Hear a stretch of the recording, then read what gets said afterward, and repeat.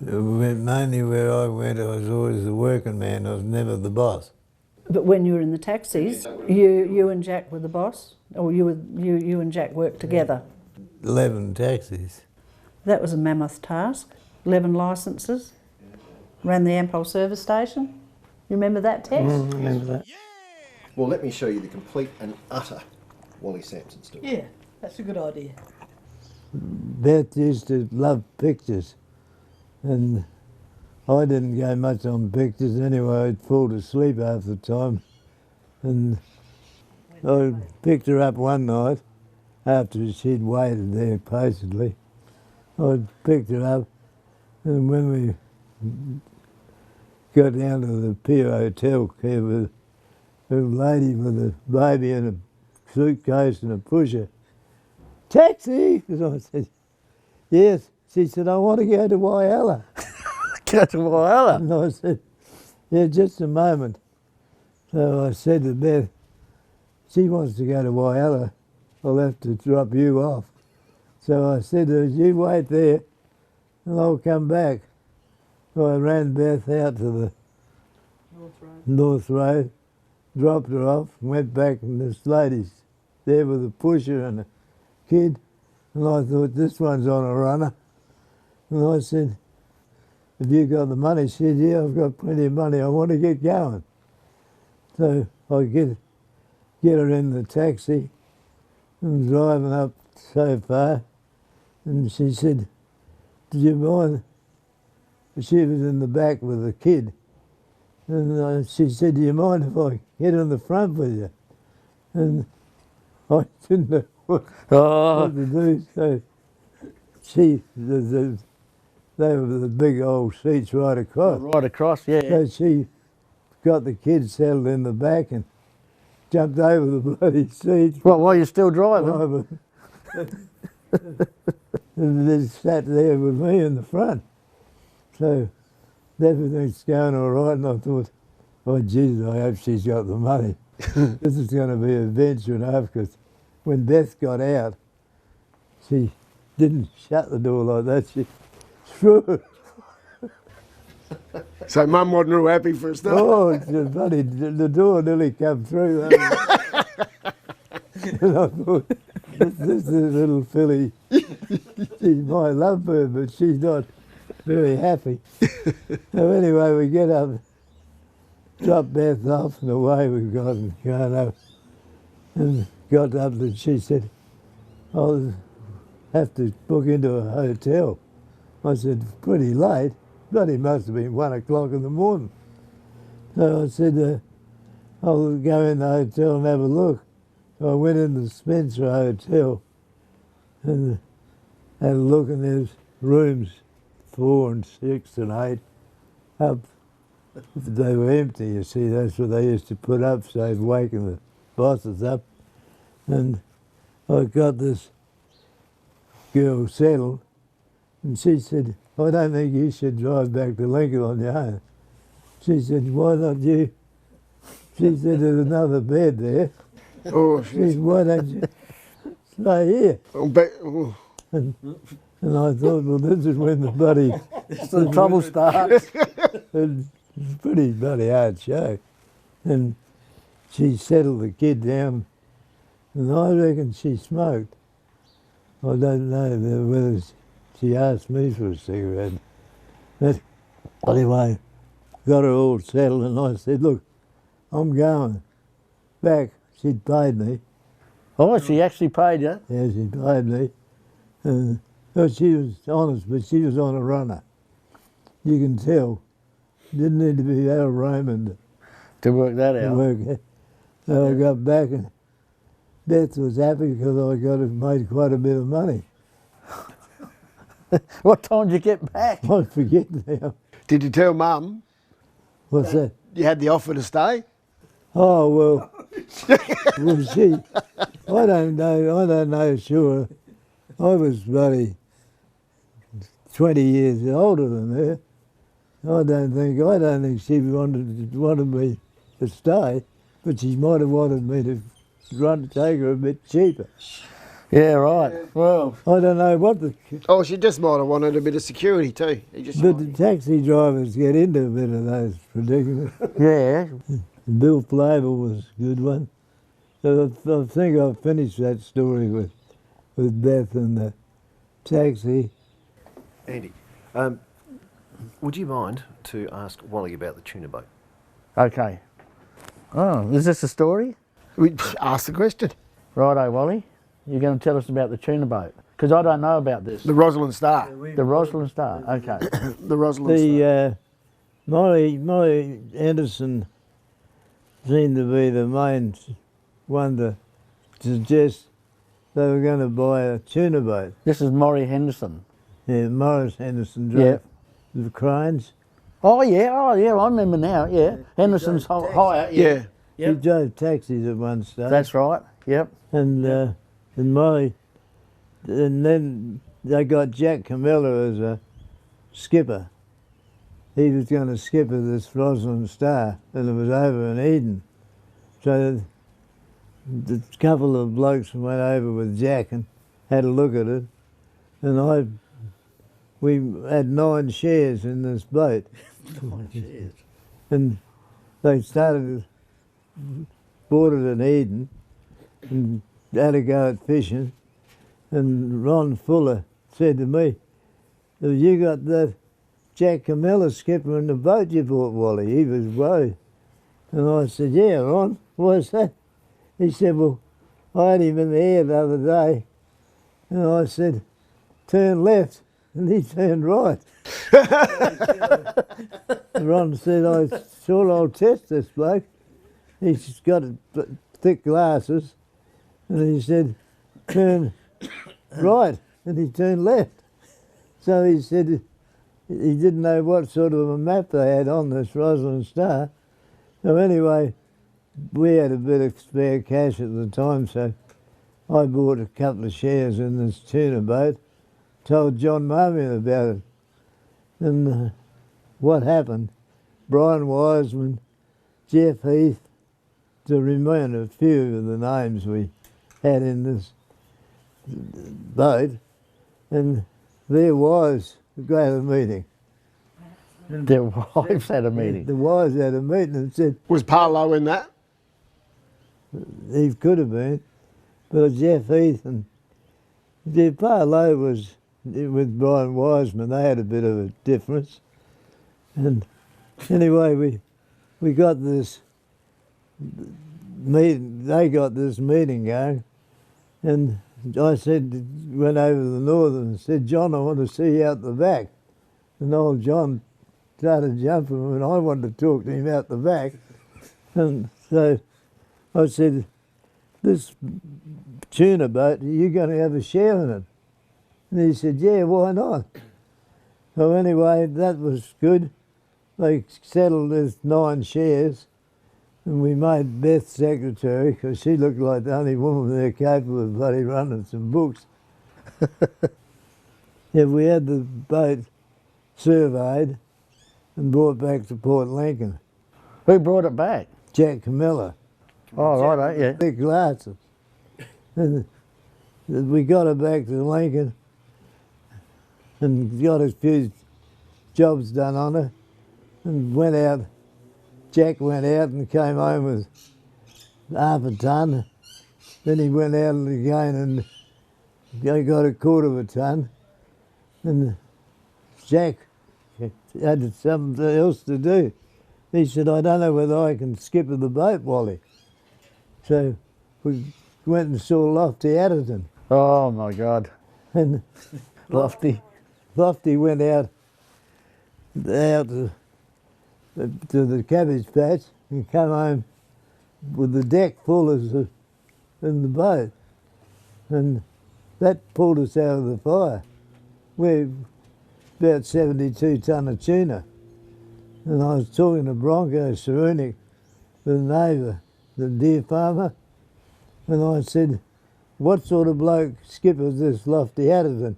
John Marmion told me he's only ever seen him drunk. And I said, "Well, that's Western Your pub, John. That's why he's always bloody drunk." So we got the boat going, good nick, and Sampson or Michael Thomas rang me, and Michael Thomas said, "You want to sell the Roslyn Star?" And I said, "Well, I want to." So we called a meeting with Michael Thomas, Sampson, and Tony Sandy.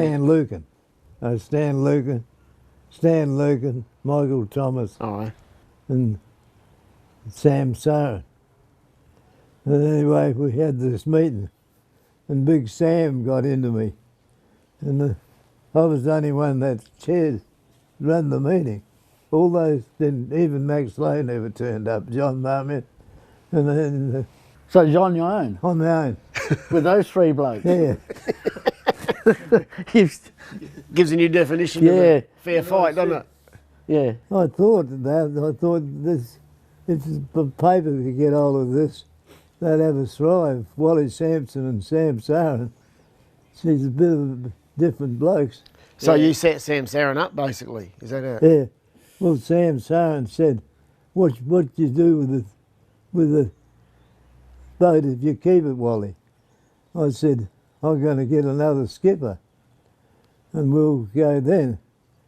And they said, I think it'd be better if you could come down a little bit, money, and I can go and have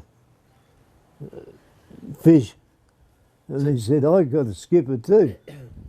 And I said, yeah, well, that's all right. But I said, Sam, where you've got it wrong, you're making a prize. And I said, I've got a prize. And I said, and I thought to myself, you've got to get tough here, Wally. You've got them against you. Yeah, three of them. And I said, I'm going to stick it. I want 160,000 for the boat. Would that be pounds? No, Dollars. dollars. Dollars. I want 160. Sam said, oh, no. And Michael Thomas stood up, and he's shorter than me. That's how good he was. And I said, he said, we can't pay near that money. And I said, well, the best thing we can do is forget about the sale, and I can get a good skipper. And I've been to a tuna farmer who's, what's his name, next door to us? Tuna deer farm. Oh, Broncos, really. Bronco. I said, I've been to Bronco. Oh, they laughed. And they said, Bronco, he's got no, not enough money to buy that boat. So I said, well, righto, we'll make a deal. I said, if you don't want to pay 160,000 for it, Sam, I said, no deal. And so Stan Lucan just kept looking at me. He'd like to hypnotise me, Stan Lucan. And I said, and then Sam wanted to go on with it. He said, no, we can't pay that, Wally. And I thought, you do that with every deal you make, Sam. Yeah. So I made a deal with him. Come back if you want to buy it, but don't cut the price down. The price is 160,000, And staying there. and that's going to be what it'll be. Yeah. And I was sitting there on my own thinking, you know, Wally, you've got the biggest job in bloody Port Lincoln.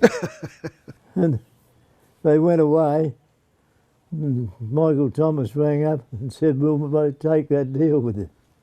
Can you remember what year that was? 76. 1976. Is that before they all started Yeah, we were, getting bigger and bigger? yeah, a lot bigger. And I went to John Marmon and said, I've sold the boat. And John said, you and me should have bought that, Wally. And I said, well, I had to mortgage everything I had. And I said, I'd have Beth and the kids out on the bloody street. We were anyway.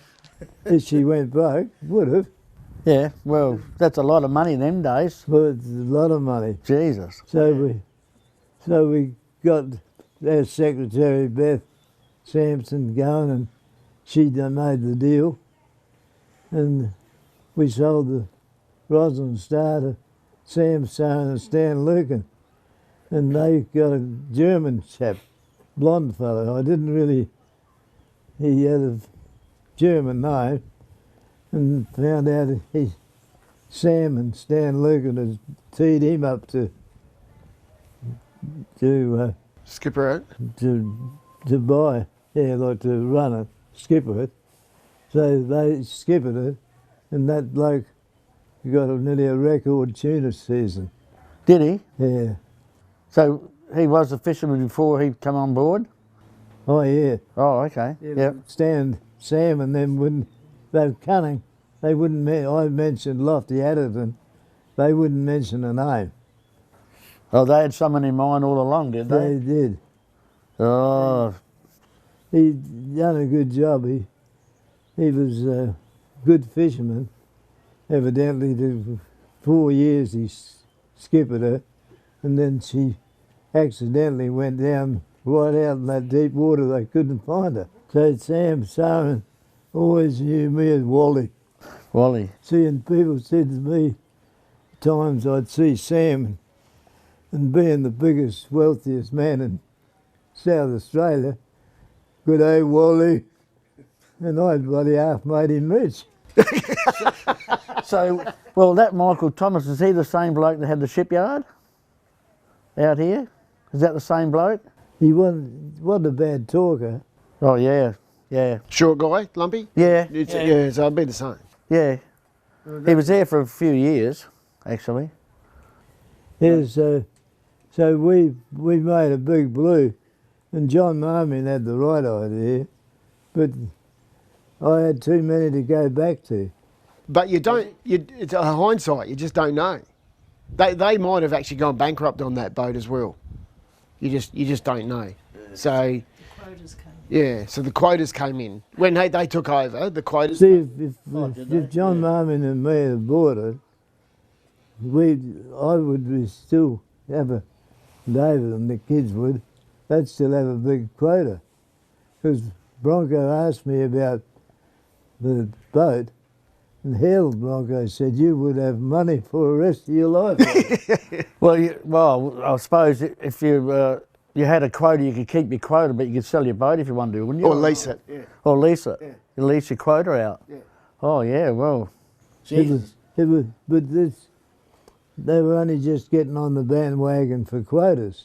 And he had a really good haul. Yeah.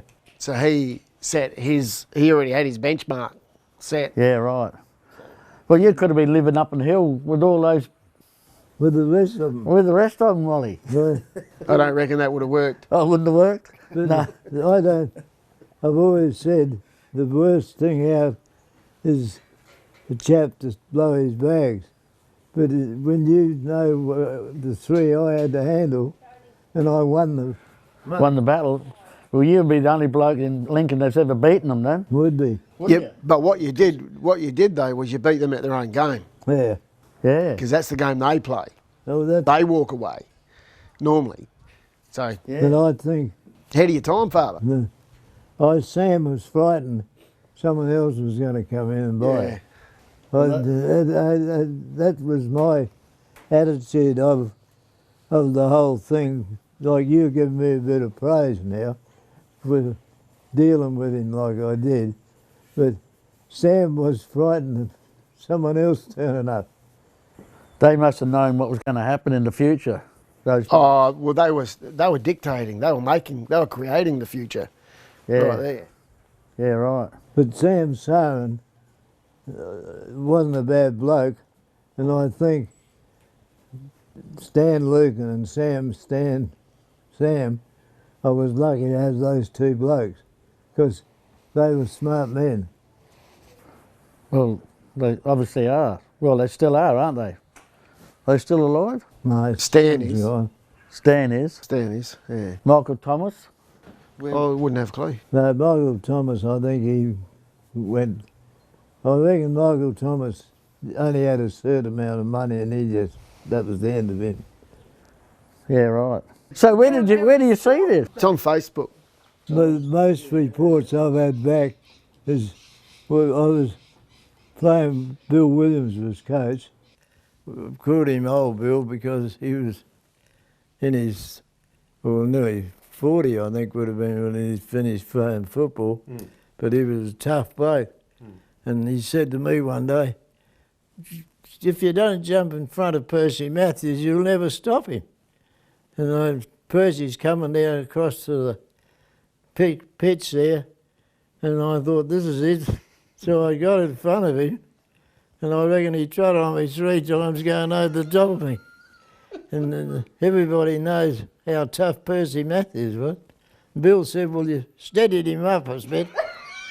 And I said, what about me?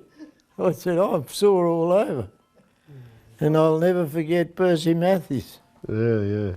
And he trod on me 3 times. Because you've heard about him, have you? Percy Matthews. Yeah, I've heard about Percy Matthews. Well, yeah. I stopped him. But he trod on you 3 times in doing it. Oh, hell, he like thunder and lightning. I couldn't get out from under him. And that's in the Central Air film, which is called Names That Win Games. And if you Google that, Yeah. Oh, can you? Derek's got there's lots of On stuff. this channel, there's 3,000 videos on there. But you've got a hell of a job trying to put this all together. So what you do is you put it on a disc and it just stays for prosperity, does it? Well, yeah, and YouTube's forever, as long as Google stays. No, I mean, does it stay in the cupboard at Wonga? No. You go onto YouTube and it's on there forever. Oh, Stay okay. in the cupboard or on your computer. Well, you get your phone and you get on YouTube. Yeah, but okay, yeah. Well, Right. you've got a smartphone, so you'll be able to get onto YouTube. Look at the house. Look how That's deteriorated. their old house. That's your old house. Will you be better to see them with that? I can't work out.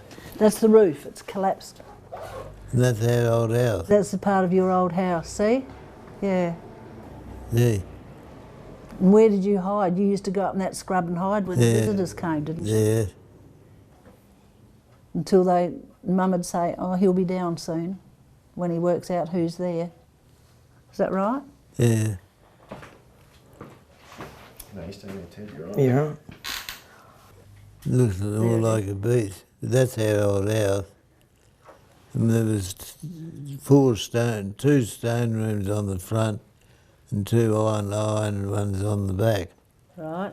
And when all us kids got whooping cough, Mum had to plug the holes up to stop the cold air getting in there. Wasn't it lined? No, the back wasn't lined. It was just pure corrugated iron. Yes. And each flue had a hole with a cold wind. Yeah. Are you on here now? Yes. And there's the old house. Look, the front of it. So didn't Mum shift you into the lounge when you were really sick? I think, yes, she moved a couple into the lounge and because she thought we'd die of this whooping cough. And in the end, the poor woman got whooping cough herself. So she was nursing 4 children and herself with whooping cough. That's right. And your dad was out working? He was driving a team of horses down ploughing a paddock. And didn't he clear scrub on this block? No, yeah, he did clear on that block, and also there's a block owned by the Sampsons now. Tiny's mob. No, Bill's Mob. ancestors, and they called it Sparrows. Okay. And that's what he cleared with the horse? How many horses? He had 3 one end and 4 the other end of the log, and he Okay. used to ride one. Yeah. So what did he have? A log? He had a wooden log, but most logs in the later years were a pipeline out of the old waterworks. Oh, okay. There you go. There's the house. That's the house Dad built, but he wasn't real good. Did your dad build that house? Well, him and someone else. What, the extension or the stonework? Stonework. Did he? Well, he wouldn't have any money. Oh, okay. I never realised that he built that. Well, he might be wrong. Oh, well. It's a story, It's isn't an it? old homestead. It is an old homestead. Yeah. What more do you want on that? Well, that's about it there. We call it history for us. But quite a good picture. Well, how did you get water down there? Carted it by horse and wagon. Yeah. We had 4 horses in a wagon. And he used to go up and get this water, and that's why I ended up behind at school. We didn't get to school every day, and we got behind with our schoolwork. But we had to have water to water his horses. And by the time you got one load of water down there, the horses had drunk the lot, and you have to go back and get another lot. Yeah. We used to repeat. Dad would sometimes go up after tea, at 4.5 miles up to get a load of water, so he'd have water next day for the horses. And what happened when the circus came to town? Yeah. There was a big trough there, government trough opposite the old silos now at Warramboo. And when the circus came to Warramboo, and my brother Mick, he was the elder one, he was there with a wagon getting a load of water, and when the circus chap brought these donkeys and camels all down there loose to have a look, give them a drink, the one horse took fright. They wheeled around and they headed down the highway with a tank full of water and four horses. And 2 kids on board. No, we never went on board that wagon. We were standing down watching it. Oh, okay. And when the bloke had the horse with the circus, he galloped down the highway and jumped off the horse onto the wagon and pulled the wagon team of horses up, which was a big thing for those days. That's the real deal. The real deal. He must have been a very agile chap. And then the chap from the railways, the horses were that stirred up. Bloke called Paddy McGeever, and he drove the horses down to the farm. They 2 or 3 from the railways, I think it was, said they wouldn't let these kids drive this wagon of horses, otherwise they could take off again. Because they call that bolting. The horse bolted. The old buckboard we used to sit on the back, and when she got in the sand, she spun around and tipped me off, and I rolled down the road. And Mum had to nurse me then because I was crying too much.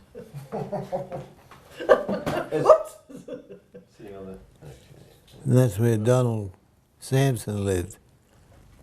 He lived in Smith. No, oh, he lived in Smith's house. Did you ride horseback on Ted's farm, or did you have a motorbike? No, both. I had a old Douglas motorbike and a BSA motorbike, and Teddy, I forget the name of the one Teddy had, and we thought his sister and his mum had gone up to the town, and we'd seen the car go, and we were doing acrobats on the motorbike. And Teddy was riding it, and I was sitting on the back tailgate of the motorbike and riding up this hill on one wheel. And anyway, we got into a fair bit of trouble over that lot. Who from? From Teddy's sister, Melva. Melva.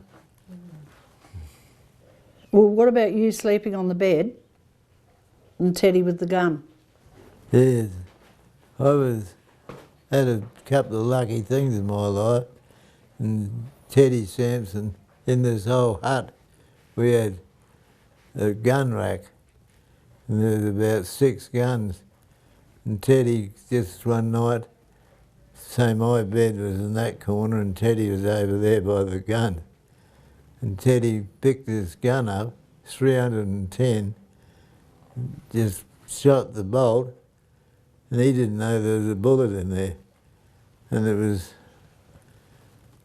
5 metres from me, where Teddy was. He pulled the trigger and there was a 310 bullet in there. And it went about that height, about a foot over the top of me. Would have went straight through my stomach. And at that time we had an agreement, like with the share farming on Teddy's farm.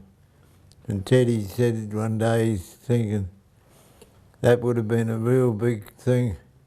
Teddy had shot me, there was never only a manual agreement. And that would have been, it worried him. So he said we should get an agreement.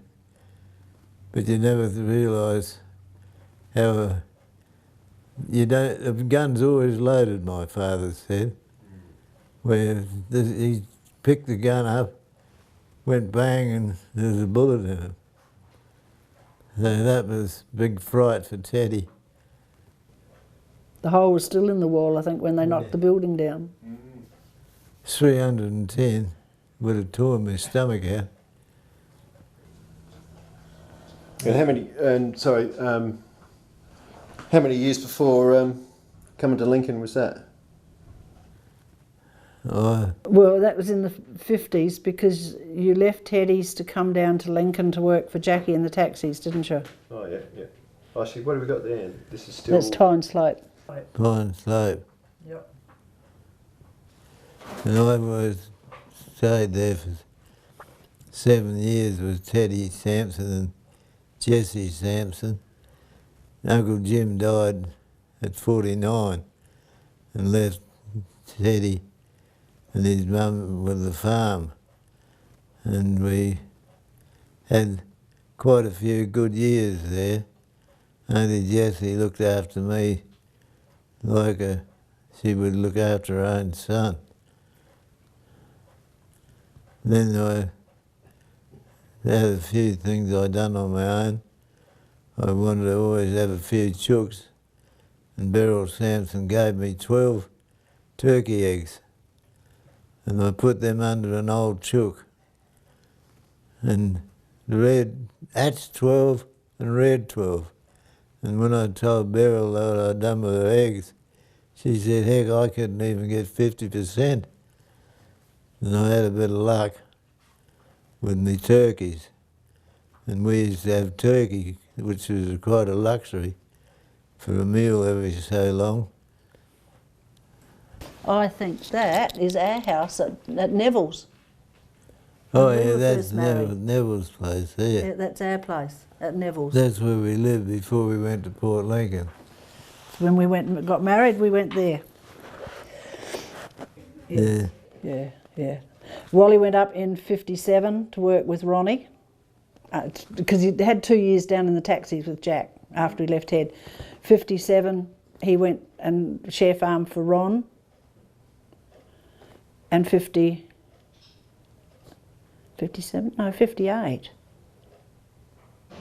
Sorry. 1959 we got married. And it was 59, 60. We were at Warramboo with Ron at Nansuma. And that house was built and we went into it as a new house.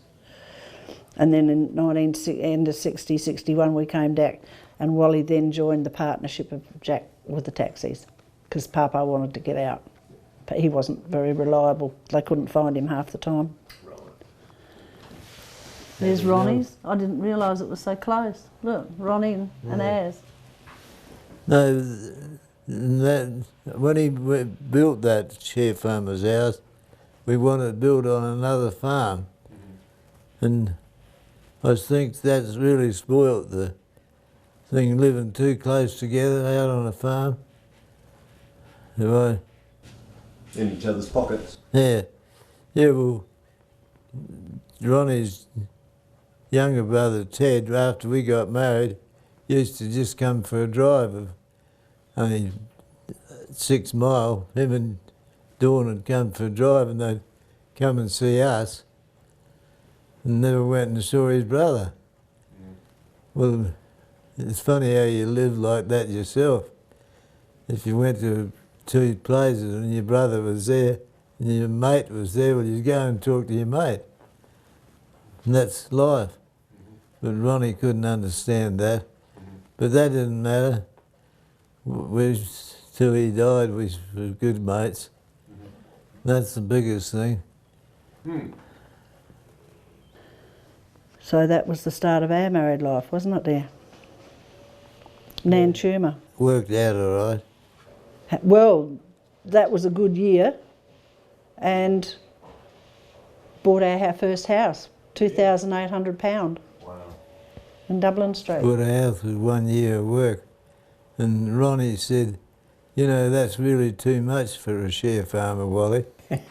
And my reply was, don't worry, Ronnie, about the agreement next year, I won't be here. And he said, well, you're not going to walk out on me. I said, no, I'm going to run. So I had a pocket full of money, which put us on our feet. We had Wally built a fence out the back. There was a toilet in that garage and a laundry in that garage. We had to boil our water in a copper out there. We had a chip heater in the house for our showers. And the toilet was a bucket, and Wally had to empty it all the time. There was no long drop or flush toilet then. Really, no long drop? Not even a long drop for us, no. She wasn't a real good setup. Especially when you've got a weak stomach. Oh dear. Now we were at Warrnambool. No, I loved shooting. Wally had a beautiful rifle. What brand was it? Kingswood 22. A what? Kingswood. No. Anyway, he registered... Bruno, that's it. A Bruno. He registered that the same day he registered our son's birth, wouldn't I? Yeah. And I love shooting. And I saw a rabbit on the sandhill. So up with the gun. I missed. Oh. But I got told off by Ronnie. Be careful where you're shooting. I didn't do it again. And then we had a beautiful garden going. We had tomatoes, onions, watermelons. We went away for a weekend and the watermelon disappeared. Some tomatoes disappeared. Next door neighbour helped himself. Would have noticed that. Oh, we did. It's an amazing thing in that new ground where it never only had wheat on it where we built that house. And all I'd done was just put those tomato plants and watermelons and that in that sandhill. And you know, they grew so good. And the following year I thought, well, I'll plant them again. I planted them again, and then what that plants had taken out of that soil, those plants were only half as good. And I've always heard that you never plant tomatoes in the same year. In the same patch each year. Really? No, you don't. Yeah. So we had to put a bit of fresh soil in there. And That was our 2 years there. yeah. It was the best move I ever made, to go to Port Lincoln and drive a taxi. Those taxis were good in those days. Oh, well, there you go. That's right. Well, there's Ronnie. No, that's Bill Williams. There's Ronnie. Oh, We on there now, Mike? We on here where's now? the taxis? Oh, look, the taxis were in. There we go. There's your dad. There your dad. Look. Do you remember Sparrow? With the hat on, yeah. The hat. Yeah, never forget. Well, there's a Harold Raymond's concert at Penong. Yeah, And what did he say? He came in and what did the fella say, Wally? He said, there's something terrible going on outside. And I said, what's wrong? And the chap on the stage of Eyre Ryman's concert collapsed and fell down on the stage. And being a concert like that, everyone gasped. And they said, don't worry, it's only Sparrow Sampson walking around without a hat on. And that was a joke. He used to pull beer behind the bar with a cigarette in his mouth and a hat. Yeah, he did. Yeah. And he didn't know how to work that exchange, did he? That was posed, that one. And that taxi photo, they said, get Sparrow, the original starter of all the taxi. They came there to get a start on the switchboard, and they had a photo in the Port Lincoln Times with Sparrow sitting there working the exchange, and he couldn't even work it. So he had a bit of a thing. Then there's the 11 taxis. There's a couple of ring-in drivers in that lot because there was only about 9 of the usual drivers there. There was Reg Kemp driving taxis for us, and he said, I've got another job. And I said, well, good on you. And he went and worked for Dennis Harcourt, a land agent. And Reg Kemp came to Port Lincoln as a fisherman with his father. And then he got a job on the wharf. And then he went taxi driving. Then he's dead now, but he's become the biggest land agent in Port Lincoln. So and I've always said about Reg Kemp, the type of fellow he was made his business. He was a nice chap, wasn't he? You had a few other drivers there too. John Benny. Yeah. Oh, there's the people that bought the business from you. Dennis Kildare. And Chris Watson. Chris Watson. Then there's Bill Williams and myself with a fancy dress. I didn't think I was silly enough to be dressed up like that. There's Beth and Wally. I took Beth up to Warrnambool to a ball when I was in the taxis, and Beth put a good flash dress on, and she won the bell of the ball. So that was a thrill for Mother. So she should. I made the dress too. Really? Is that right? Mm-hmm. Good job.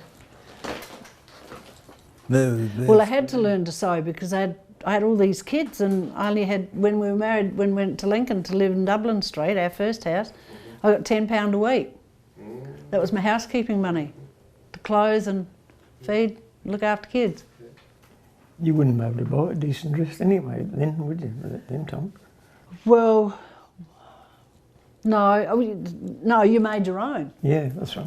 Yeah, made your own. Now, that's the Oh, there you are. There's a better one of the taxis. Look, your drivers, look at them. Oh, yeah. JB, Wally, Sparrow, Reg Kemp, Peter Thaliston, Brian, Jack, Noel Reedy, Les Wiles' son, what was his name? Bob. Bob Wiles, Les Wiles and Stewie Bascom at that photo time. We employed full-time about 9 drivers. Yeah. Yeah, well, I was share farmer at Warrnambool and Jackie and Dad, every time Dad would want to retire, I'd tell him I'd buy him out. He was a harder man to deal with Sparrow was than Stan Luke. Was he? Sparrow, he virtually was father-son business. So anyway, I decided I'd toss the share farming job in at Warrnambool, and Beth had only been up there 18 months with me, and she quite enjoyed that country life. So we nearly didn't come down, and I came down and made a deal with Sparrow and Jackie in the background. And I bought myself a taxi from Dad, so we had 3 taxis, and then we had 3 taxis, and then Brian McCauley had 2. I remember Brian McCauley, yeah. So we bought 2 off Brian McCauley, and we were getting them down. Then I had Big Jeff Merchant and Roy Merchant down by the post office, handing chocolates to the telephone girls through the window. Oh, the telephonist, yeah. They were buying them chocolates to say So they could get the job. they put, see if they ring up money. Oh, ring up the taxis, yeah. I can remember that because my best mate went with one of those girls, Marina Cosimanis. Oh, yeah. She was a telephonist, and I can remember that. Bloody, yeah, ringing up bloody Sampson's taxi service. So anyway, I made a deal with there and went down to Roy and Jeff and said, "Do you want to sell your taxis?" And they said, "No." And Roy Merchant said, "I'll run those bloody Sampsons off their feet." So they bought 2 Fairlanes. They were going to have the Flashes taxi, and we had Oldhams. So we battled away. So the nurses would ring up from the hospital, and we'd bring them down to the town, and they'd do their shopping. That was the deal, we only used to charge them 3 bob. Oh, right. So we started the chocolates. I think we beat the chocolates with the 3 bob taxi. So we had done all right there. And Did anybody take over after you? Who took over after you then? Chris Watson and Dennis Couray. That's who I worked for, yeah. And they had a look at Jackie and me, and they said those Sampsons are living well. So they came down with a checkbook each, and came into the service station, said, "Do you want to sell your taxis, Wally?" And I said, "I'll sell anything." But I hadn't thought about it, so I said, "I'll let you know." Said, Jackie rang Jackie at his home, and I said, "Dennis Kildare and Chris Watson just come in here and want to buy our taxis." He said, "What'd you tell them?" And I said, "Well, I'd probably sell them." He said, "Oh, bloody get out of these. Do me." He said, "But what did they offer you?" I said, "I haven't got into that yet, Jack." So I made a phone call back to them and told them to do it and meet us down there. So we met down the service station, and I said, "Give them a price." Because I wasn't real good at school, but I could add up money. That runs in the family. And I made the price up. Jackie was a hell of a good partner. He agreed with nearly everything I said. And that's what made our show pretty successful. And So how many years did you have the taxis before you sold it? 12, 12. yeah. Geez, that's a long time, isn't it? 12 years in the taxi business. And you sold the service station at the same time though with that, didn't you? The service station belonged to Ampol. Yep. And a bloke called Bruce Grant, Ampol bloke, and Bill, Bill played tennis with Max Lowe. Bill found out this Bill came over and had a game of tennis with Max Lowe, and he was second in charge in Ampol in Adelaide. So that suited me. So, Yeah, right. and then Chris Watson and Dennis Kildare, they wouldn't take my price. And I told them not to come back unless they could pay it. I always brought that up when I made a deal. 2 days later, they came back and bought us out. Did they? So I got another winner. Was that the lease as well? So they took over the lease of the service station and they bought your taxis, And the taxi. the licences. And I missed out on Bill Arthur. This Bruce Grant, I didn't go much on him. But he wasn't, he wasn't a bad bloke, but I didn't know he knew much about business. And I got on to Bill Arthur. Yeah, right. And Bill Arthur came over and had a look at everything. And he was second in charge in Adelaide at Ampol. So I made a deal with him.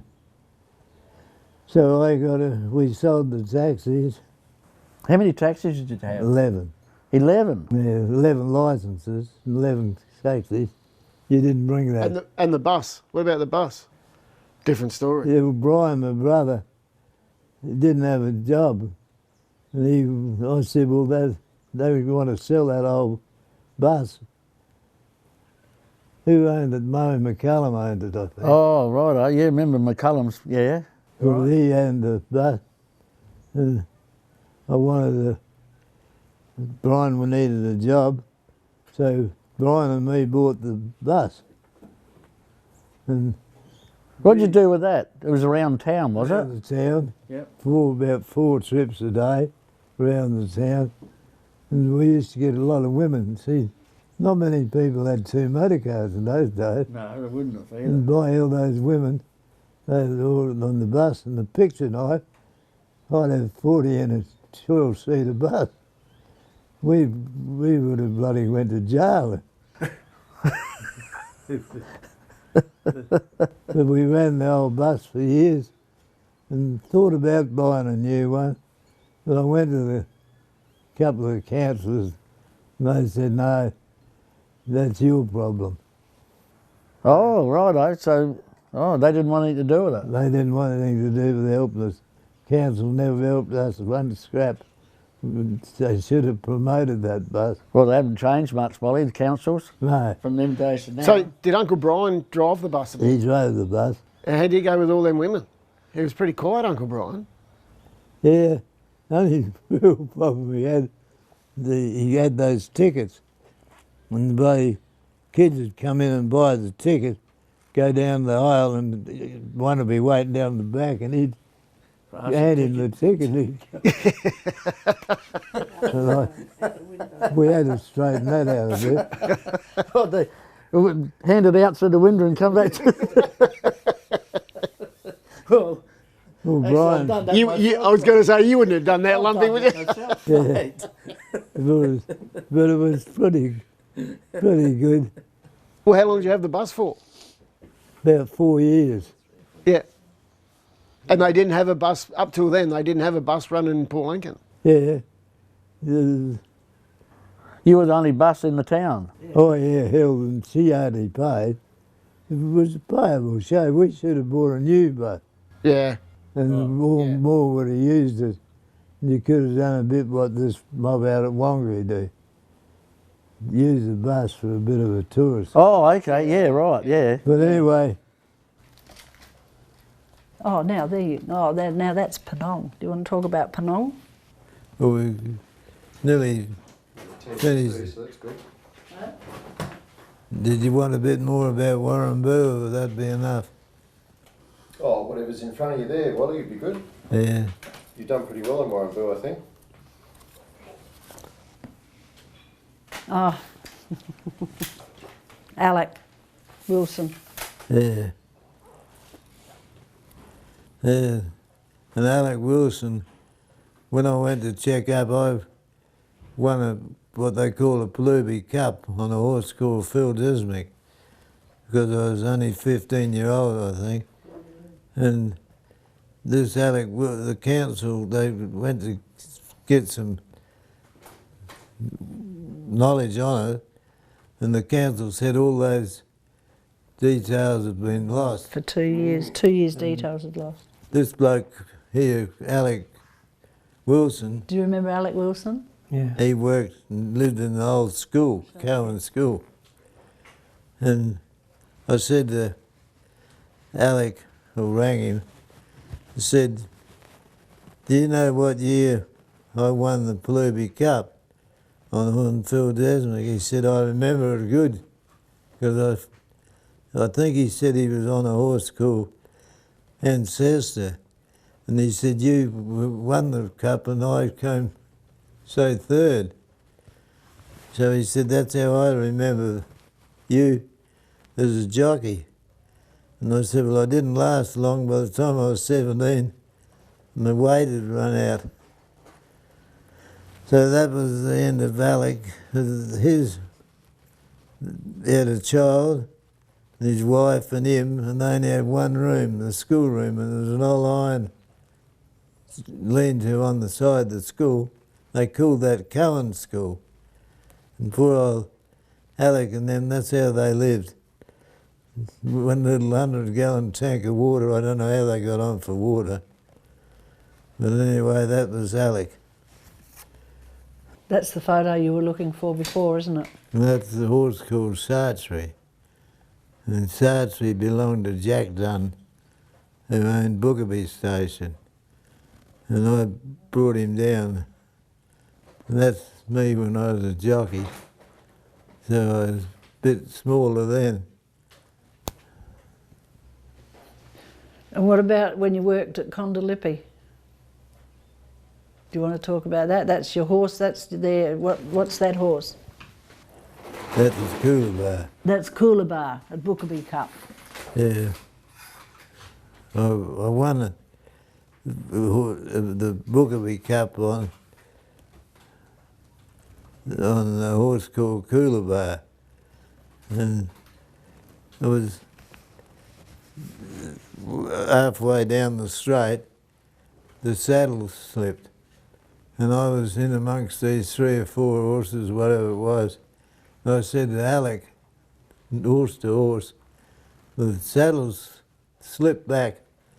I'll pull out. He said, whatever you do, don't pull out here. You've got horses all around you. So he smartly talked me into galloping the race out, and I won it. You always remember when you win. And that was my good old days as dressed as a jockey. We won't talk about the one you pulled, will we? No. And Fred Whedon said he wanted to buy this Coolabah horse. And I said, you can buy him, but he said, but if I can't win the Kirby Cup with it, he said, I won't buy it.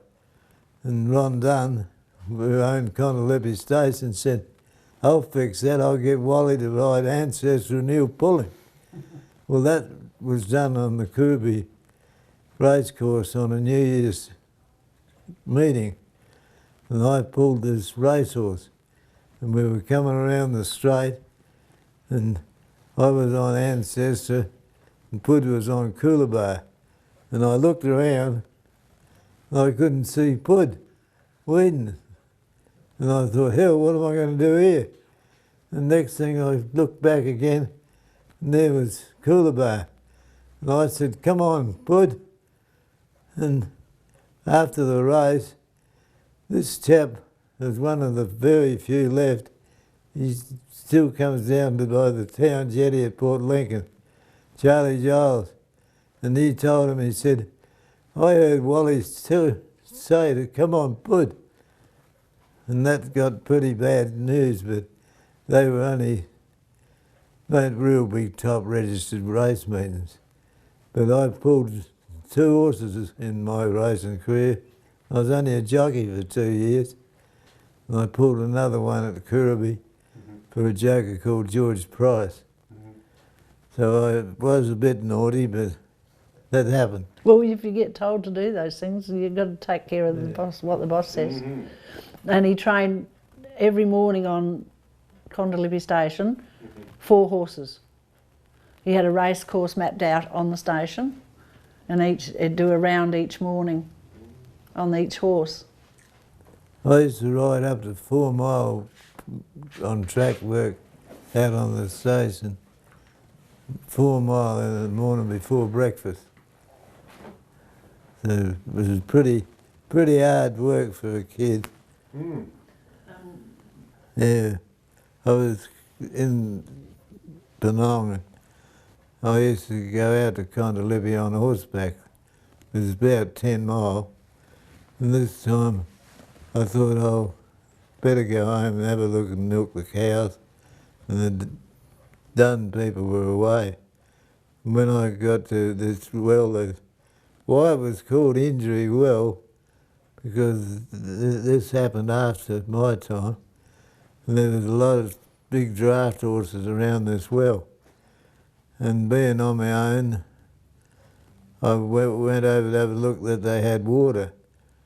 And then I got over by the well, I could hear his voice going, oh, oh, oh. And I was looking around the tank, got a bit scared as a 15-year-old. And heard this voice behind me. And there was another well dug over there. When I looked down this 30-foot well, there was a bloody horse that's fallen backwards down the well. And his eyes were going and waving, the head was waving, and I could see these eyes. So what we had to do, I had to go back into Penong again on horseback, get the policeman to come out and shoot it. We shot this horse. Next day, a council chap, they made a frame to wind it up, and this council chap, he went down on this winch they'd made, cut the legs off and the head off and all that off the horse, and wound it up piece by piece. And then they had to clean the well out with buckets. And that was a big tragedy for a 15-year-old lad. Traumatic. Well, what about the dog fence? Didn't a cow was it a cow or a horse got stuck in the fence out there? Or a bull? Oh, there was cattle out of Urea, Rockhole they called it. And that was about 6 or 8 mile out from Condoleezza Station. And when we, this boss can't get a couple of old cows and calf, he borrowed a bull off Clary Brook. And this bull was a north wind blowing. And 6 or 8 mile away, this bull was going up and down the fence. And that bull next day was missing. We went out and got him and we had to drive him home. And we couldn't get him to head off the other cattle. So what we done, one each side on horses, and flogged him with a whip until he buggered. Then he walked off and we drove him right back to the station. And I was only a kid still. How old? 15. Wasn't very old. And then on weekends, you went into the Penong and worked at the bar at your dad's pub. I only had to be 14 to work to pull beer, because it was my father's hotel. And I used to make sure, because on Saturdays at Penong, the whole hotel was pretty busy, because we had the gypsum works and the salt works. And there was always plenty of work to be done, and he'd tell the boss, he said, you can take him back home to train your horses, but I want him here by dinner time Saturday, because the bar gets full. So that was why I was a busy man, riding race horses, pulling beer. And people would say today, if I've ever slipped and said I was only 14 but I was pulling beer, well, that was allowing. I don't think you'd be allowed in there at 14 today. Didn't you lump salt? Yeah. I was Les Place, had a heart attack, and he used to lump the salt onto the truck and take it up to Penong at the railway. And I said, oh, that's right, he was looking for someone to lump this salt onto the truck and take it up. And I was only 15 or 16 again. And I said, well, I'll do it, because I was only getting £1 a week out on the station, and he was offering £1 a day. Yeah. So I lumped this salt, and Mum said, Wally shouldn't be lumping all that 180-pound bags of salt. He said, it'll toughen the bugger up. That's the only attitude Dad thought about it. He only looked at that I was earning big money. So I never went back to £1 a week. It's pretty good money, £1 a day. Back in those days? Yeah. But anyway, I've got a bit more here. These are some travellers from Port Lincoln that used to stay at Penong Hotel. There must have been a reason for that. Travellers would always seem to stay at Penong Hotel for the weekend. I think people took them spotlighting and there was always someone doing something. And that's a group of them. And Teddy Miller's grandpa's in there. Is he? No. No, not in that one. I can remember most of these people back in those days. Well, what about Gunga Singh? He's coming up. There's a chap used to be a wool class that came over to Cayley Station, and funny thing, I can still remember his name was Ron Fay, and I can name all those there in that photo. Les Agers, Ron Fay, Everard Amp, Bill Dearman, Len Cabot. But now you're on Cayley, aren't you? Yeah, the Cayley Station. That trilogy.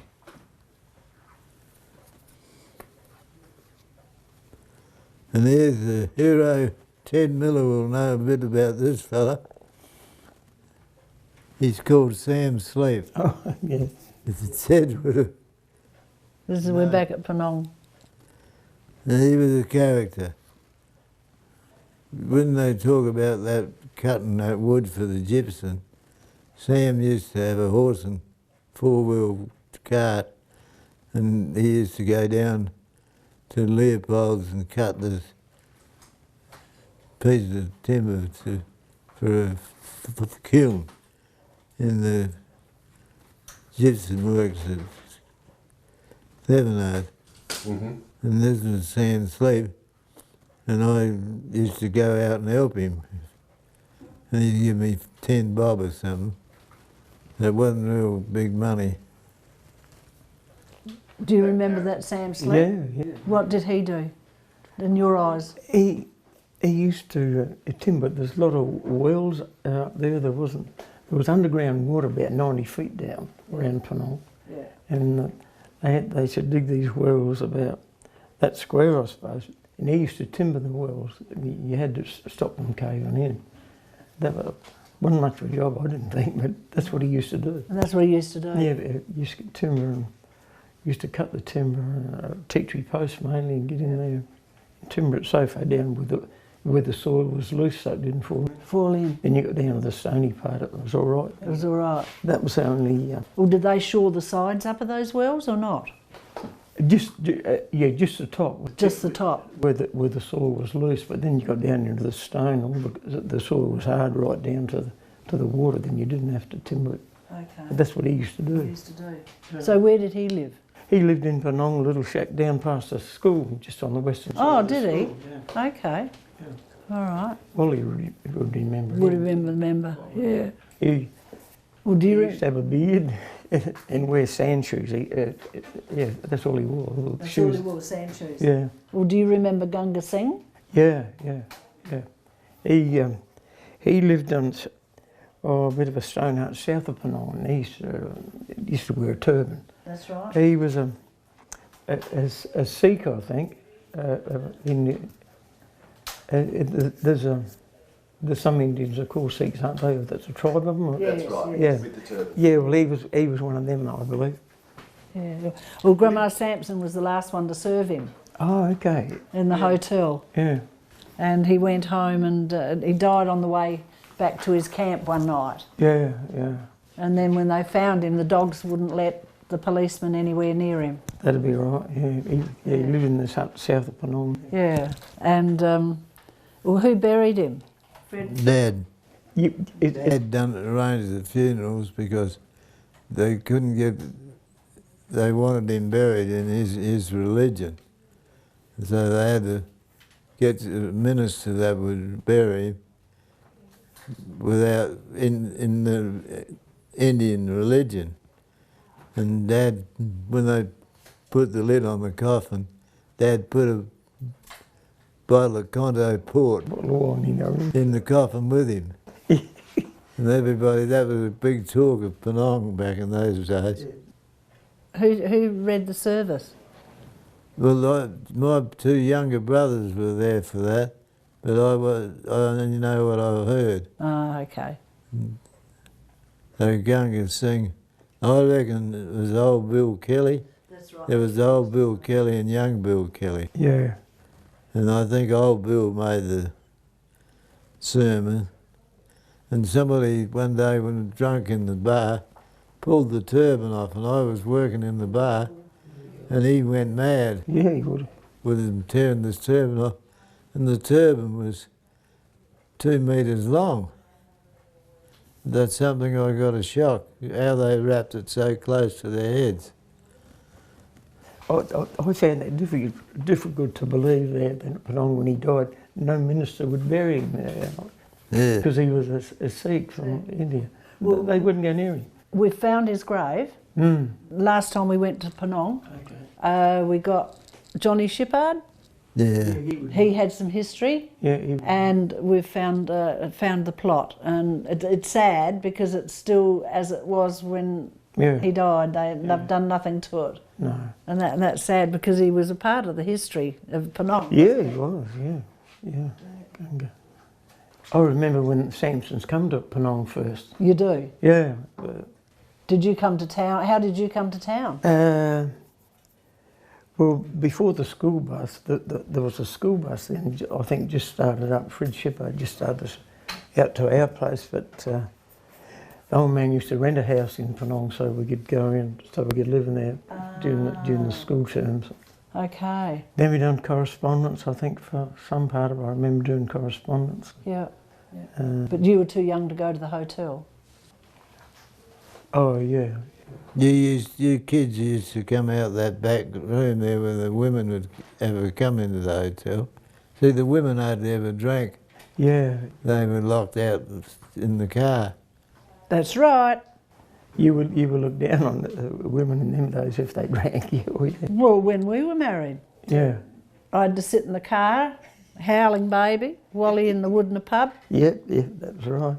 And when the big thing about the Woodner, the Penong Hotel, the chap from Kirriby died, and there was Jack Allen, I think his name was, this fella. He was George Marr and Fred Nat and someone else. They went down to Sejuna to pick this bloke up to take him back to Kirriby to bury him. And when they got to Penong Hotel, they pulled up under a tree with a coffin on the back, a tarp over it, and went in the pub and got a round of drinks. And they were drinking away there, and someone looked out the front window of the hotel. He said, "Oh, hell, the sun's come around, it's on old Jack out in the coffin." And one of them said, "We better get going." And evidently, one other one said, "No, we'll shift the truck and then we can have another round." So they shifted the truck back into the shade again and had another round of drinks before they went on to Kirriby with the coffin. So they give them a bit of a rough time when you died up there.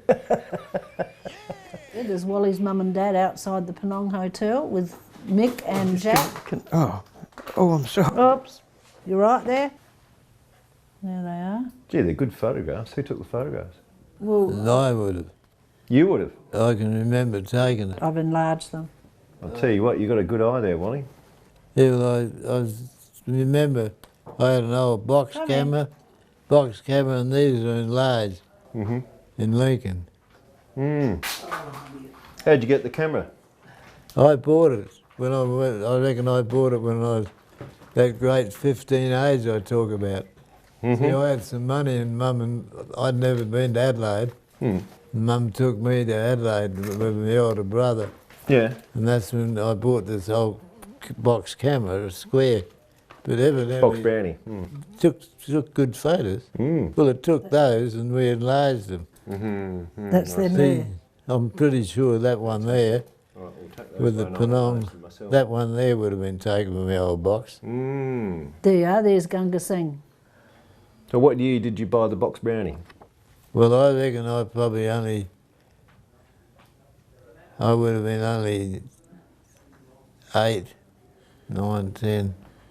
Were you at Penong when you bought it? Yeah. Well, that's in 44. You would have been 14, 15, 16 or whatever. 14-year-old I bought that brownie. Because, see, I was working out at that station. For £1 a week? Yeah, and then I went on the salt. At £1 a day, so you could afford a camera. Yeah. I had money and I knew how to save it. I always saved me money Oh, yes. as a kid. Now I And they spend called it. me miserable. I say I was only careful. Careful. And you bought stuff with it. Yeah. And in fact, what was the first thing you ever photographed? I reckon those first one I remember, I haven't seen it here today, is the girls from Woodland basketball team. And I Yeah. remember that Yeah. probably nearly the first one I had. Check the temperature of your fridge, but you don't have one. So he was at Penong when he was 14, and he was working in the pub with his father and also on the stations and lumping salt about that age. And then went down and worked with Teddy after that, before he went to Lincoln and worked in taxis. Met Beth while he was working in taxis, back up to Ron's. And then back to Lincoln to taxis, and then up to Sejuna, working in the EWNS. Yeah. When did they go to Sejuna? Oh, I reckon. Oh, Probably I reckon it's in that was 81. early 70s, late mid 70s. be late 70s, I reckon. Yeah, because that's when I went and played netball again, And I still feel as though I'm going home when I go back to Yep. Sejuna. What about our fishing trips? Where did we go for those, Wolf? Was it Red Banks or it used to be out past the slaughterhouse? It's called Red Cliffs. Red Cliffs, I think, yeah. That's where I was worried when they arranged at the footy club on a Saturday night. I always said, someone will get taken with a shark with that blood. Because, yeah, the slaughterhouse used to be on top of the cliff, didn't it? And it never, you know, my theory it never happened. No. Thank goodness. Because, yeah, we used to do a lot of diving along there, scallops and... People don't believe it. We used to come out there with you and John Boy, Yep. and we'd get a half a bag of scallops. Yeah. And Uli Uli, yeah, we always... and Monty Will? Monty and Ricky and, yeah, Brian Burnett probably, we always used to... Yes, I think so, yes. Yeah. And we used to take a lot of scallops out of there. We were a bit overloaded on the old Blue Boy, weren't we? Yeah, at times, times. We had up to 8 people with no seatbelts. Yeah. No lifeguard. No life jackets didn't matter back then days, did it? No. I'm just looking at this photo here, there's 1, 2, 3, 4, 5, 6, about 7 or 8 people standing around the boat there. So Yeah. And they'd all they been would on have it. been in it, yeah, sitting up the top and around. Well, no one policed it. No, not back in them days, it didn't matter, did it? But we never had a bit of bad luck. No, That we're boat. all pretty sensible, weren't we? That's right. But Grant tells the story this morning that Wally had the glass bottom bucket Bucket, yep.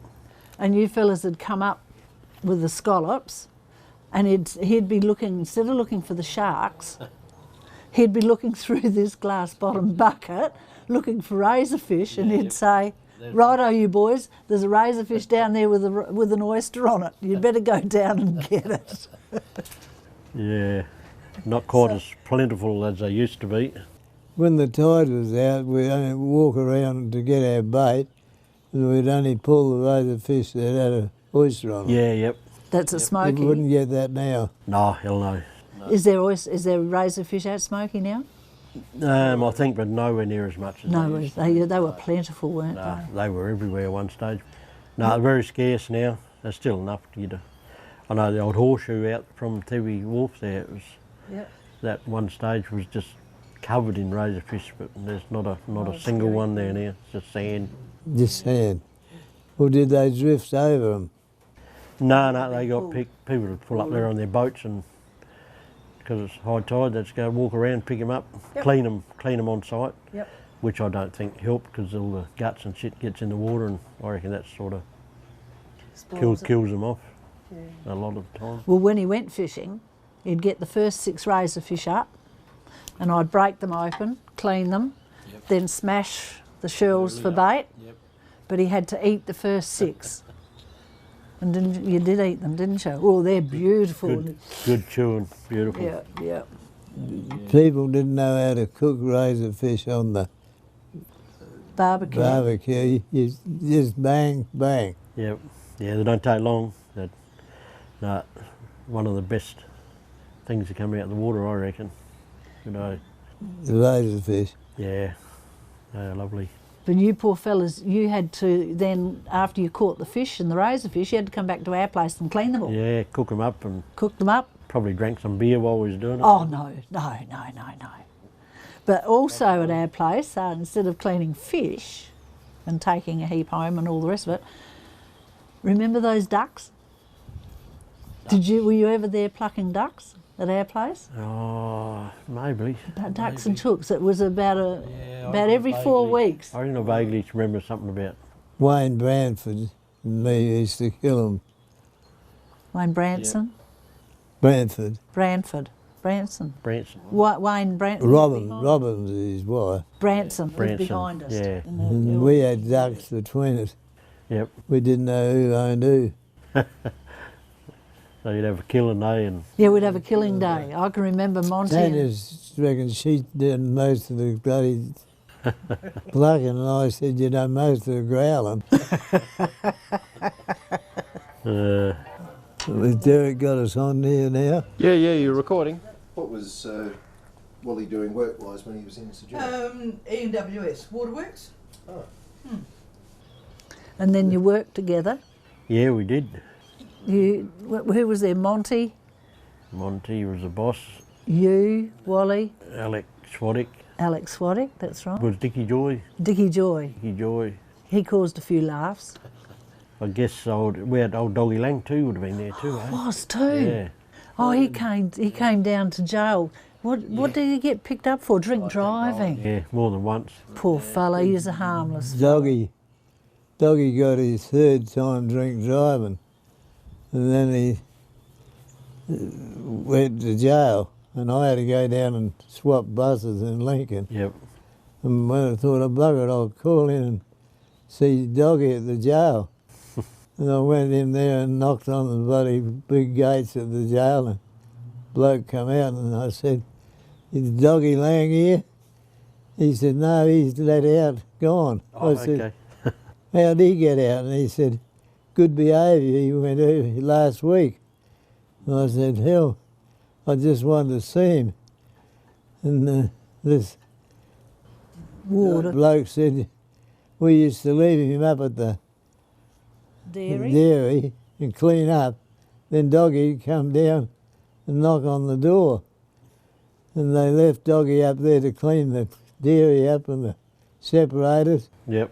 When Doggy gets down to the jail, he's banging on the door, and they'd locked him out. They locked out of jail, and the warder's got a couple of guns on their hips and opened the gates. They thought it was a raid, and all it was Doggy trying to get back in. Doggy, and then this bloke said most of them break out of here, but Doggy broke in.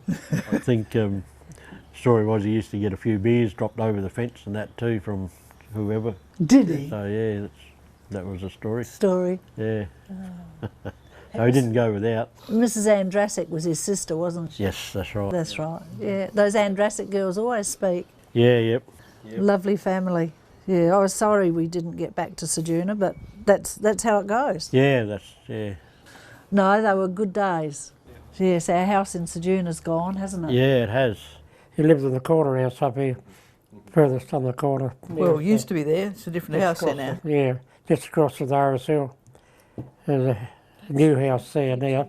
There was an old one before. Where they lived. They used to live in that, Yep, yep.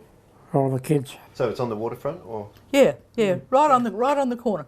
Well, there's I'll a go and sto- take a picture of the whole waterfront. Well, there's a stone house there now. That It's a two-story now. the people that bought that house actually offered it to say free if somebody wanted to move it. Is that right? And somebody bought it and they loaded it up and shifted it out to Laura Bay. Our house at Smoky Bay is still the same, I think. Yeah, I wouldn't have Mario's dad lives in that. hadn't changed too much.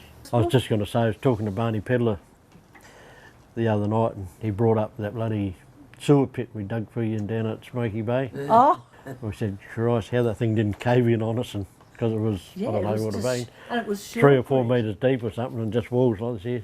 Yeah. The, How it didn't cave in, I'll never know. But yeah, well, that was a real organised show at the Sejourner Club, and Rat was hanging around then with Tanya, and we had to get this sewer in the shack I had at Smoky Bay, and I said, about 3 or 4 blokes, I said, if you come down and that's all sea sand, easy digging, and I said, I'll get a carton of beer and some chops and sausages and we'll have a barbecue. There's about 4. Rat was one of them. There's about 4 of them there in the club room. And next thing I knew, Sunday morning, there was bloody 14 blokes come down. And I had to store all this meat out and get it all out. And I think they worked out, what's his name? Well, Curly Williams brought a whole heap of stones. yeah, I didn't reckon he? some of us went out to his farm and Picked stones. Big stones. And you put a great big steel pipe pipe in the centre of it. in the centre of it. That was the soakage pit. Yeah, yeah. And they, I said it's going to cost. There was a bloke at Smoky he died. Probably Georgie Baldwin. Georgie Baldwin. I said to Georgie, what do you want to dig that pit? And he said, about $40 or something. It's all sand. I said, well, that'll be good. And I said, these blokes in the club rooms, if you could come down and save me a few bob, he wants $40 to dig it. And I believe they drank 6 cartons of me beer. And if I ever run at a loss in that. You were out of pocket. So it was a barbecue, emptied the freezer with. We had a good day, I remember. It was a pretty good day. Well, we had a lot of good Why days. did everyone get wet in there? Did we squirt the water in there? It was shell grit. It was shell grit, yeah. And that collapses pretty easy. So. Yeah. And we were sort of sitting on the edge while Yeah, you were, eh? sitting on the edge, wandering around. Telling them what to do. And I said to Barney, God knows how that thing didn't cave in and suffocate someone, but we got away with it. We did. We did. Then Monty always was so good at everything, he worked and everything be good. And when we went cleaning those tanks out, Yeah, wasn't that a good job? that would be the most legal job you've ever found. Illegal. Yeah. A couple of trucks dragging them bloody big drums up and down, and If someone had got hurt, we'd have gone to jail. oh yeah. But, Real pleasure. yeah, no worries, that's good, Pleasure. Derek. Now, let me grab Yeah, that thank you. microphone. Just before he falls off there, because I've been watching him there. Okay. Whoop, hang on, let me grab that one there. There you go. He's done well. And how's our cameraman going? If you can do handshakes all around, that would be just terrific. Thank you, Father. David. Thanks, Lumpy. Thank you. Well done. David. Good job. Good job. Good job. And thank you, Wally. You are A legend. He's a legend. You are a star.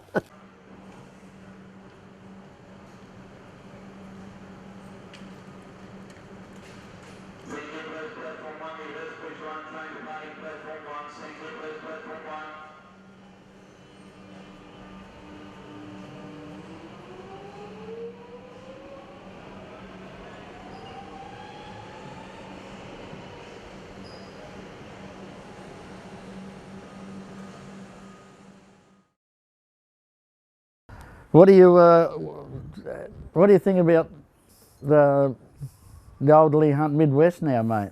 Yeah. Folding up. Bloody, that's a sad, isn't it? Sad move. Well, it is a sad move. What I can't understand, what I can't get my head around is all that history over the years with Midwest and Lee Hunt. Now, what's going to happen to all that? Like, Well, it stays as history, mate. And who hangs on to it is up to them. yeah, and what do they do with their club rooms? It's still a work in progress. What happens to the Warrnambool club rooms? Well, they reckon they can keep it going. But they still have cricket that runs through those clubs as independents. Oh, They okay, still have yeah, real right. cricket. Yeah, right. Well, I need to make one phone call, ring Jake, and we'll find out. Actually, why don't you do that and ask him right now? Okay. Because that'd be interesting. He'll be hungover. Yeah, so there's a lot of history going there, Wally, isn't there? Yeah. So, Mortlock Shield, what happens to Mortlock Shield now? Do they come back and play Mortlock Shield? I don't know. I don't think they've worked the Mortlock Shield out yet. The Mortlock Shield is going to be a big job. Well, it's going to be sad if you haven't got Good morning. Midwest in there, eh? Yeah. Good, how are you? All right, now you're on speakerphone. Grandma and Grandpa here, and Lumpy Page. Who are you talking to? Jake. Oh, Jake, you sound different over the phone, mate. That's Lumpy Page. Hello. Hey, we're just sitting down having a bit of a chat. Now, Yep. where are you guys going to play with the amalgamation? Yep. What's the setup? And I'm assuming that this has all been sorted.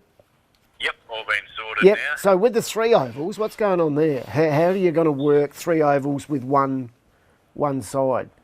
Right, so the 3 ovals, one side business, what we're going to do is say it's the season will go, say, for 20 weeks, say 20 weeks, and the first third of the 20 weeks we'll do all the trainings and the home games at one oval, and then the middle third we'll do it at the next oval, Yep. and then the last third we'll do it the next oval. So we only need to keep those ovals fresh and whatever for those. So you blokes have got home games then, Jake? Pardon? You got home games, have you? Yep. Oh, so Eastern Air's got to come across and play at Tyne-Cutter or Warrnambool or Wooden or something now and again. Yep, that's right. Well, how far's that? Well, That's a fair trip, Wally. It's a big trip. Is about 170 k's, so it's no different to us going to Streaky pretty well. Streaky, I think, is 175 or something from here. So, but that's Port Newell, and then I think Cow's 100. Yeah, right. So how many, have they drawn a program up yet? Not yet, but I have heard we start on the 17th of April. Yep. And by the sounds, Kimber have the first bye, and we play Eastern Rangers at Rook. So have they talked about Mortlock Shield? Because there's talk down here that they're still going to have Midwest. No talk about Mortlock Shield here. Well, that I can gauge. Well, the last conversation they had in Lincoln was they were still thinking of playing Midwest as a Mortlock Shield team. Right. That's what they were. No, that's not rigid edge, but that's what they were talking about. So, Yep. I was talking about winning the I'm not too sure what. lottery too, oh, okay. but that's not Ridgy Ditch. And then they also discussed and was Lincoln have one team. So, yeah, long way to go yet, then, isn't there? Yeah, bloody oath. Well, when I was talking to you there a while back, Jake, you said they hadn't even mentioned the Mortlock Shield, didn't it? The Mortlock Shield's still got to be arranged. Yeah. Yep. You wouldn't want to start it. You wouldn't want to start working on making the Mortlock Shield now. When you don't know what you're doing yourselves. No, that's right. Well, I think we were working out what we were going to do ourselves. Yeah. And then and then all those Morlock shields and bloody Kinlows and all that. That'll be second priority. So are you actually, have they made the decision to go to Eastern Eyre? Is it definite? Yep. Right. So they've approved our move to go there, and Yep. Eastern Eyre unanimously decided for us to come across as well. So Well, you used to go to those meetings at Woodner, didn't you? Well, they've got a minute, but well, next Sunday they've got one. Oh, yeah. And they're going to make the decision on Mortlock, Port Adelaide, and not Port Adelaide, it's Norwood Cup, isn't it? So they're going to make the decision next Sunday on Mortlock Shield, Norwood Cup, and Kinlow Cup. Next Sunday Oh. at Minnipa. Is that Or what Woodner. that's what you've heard, Jake? no, I haven't heard a thing. But the so with the kids, it's Yep, I'm pretty sure it's under 16s and under 13s. 13s, is I don't it? know if it's under 13s or under 12s. Yeah, right, and then minis. And then yeah, Oz kick Yeah. halftime. Yeah. Ah, And I think all the netball is basically the same as well. yep. So how's the Guernsey? Is it a black, white, and Black, white, and blue. black, white, and blue? Black, white, So the red's gone. Like the Black, white and blue the royal jumpers. blue that Central Air are. Where'd So they get yeah, that that from? was I don't it know. was to have so Woodner were predominantly black and we were predominantly blue, and we both had white. And Oh yeah. we're called Central Air United, and we're the Storm. So The what? The Storm. Storm what? Central United Storm. Who you got a Storm? like Sto- your Melbourne Storm. Oh, Yeah. right. I So was- what design is your jumper then? I think we look like St Kilda, but instead of the red, the blue. Yeah, so still prison bars, but they just red. Oh, They're blue, white, and black. blue, white and black. Yeah, just your three colours are going vertically Yeah. down, and Yep. yeah. So yeah, it'll basically. Geez, a bit different in the old days, Wally, hey? Isn't it? Does that look all right? That looks a bit, sounds, Yeah, it looks alright on the little form they've given us to work out what designs and stuff we wanted. There were a few other designs like made out like the V, like Port Adelaide has. oh, yeah, that'd be all right, wouldn't it? And then Oh, like yeah. With the V, Wally? Yeah. But, Yeah, that'd be all right. Ports are black with the white V, so we couldn't do that. Yep. See, both of us, both Woodner and Central Air, organised all brand new Guernseys, brand new Oh no. bloody, No. netball uniforms and everything for the 2020 season, and obviously shit hit the fan for that season. So yeah, we're all You got training Guernseys. we've all got training Guernseys, but I think they're gonna auction those Guernseys off and stuff. Yeah, you know, you can't go back. Yeah, that's right. Yep. So what's have you taken on a role yet yourself, or They'll you're be collector's not doing items, anything? Wally. They will be. Aren't they? Well, they could be. Right back, The old jumper. and I'm just a footballer now, which is good. Good to hear your voice. Yeah. Good to hear you, Grandpa. Yeah. Yeah. We're just shooting back. We're going to have afternoon tea at Grandma's. I think she's whipping up a baked roly-poly.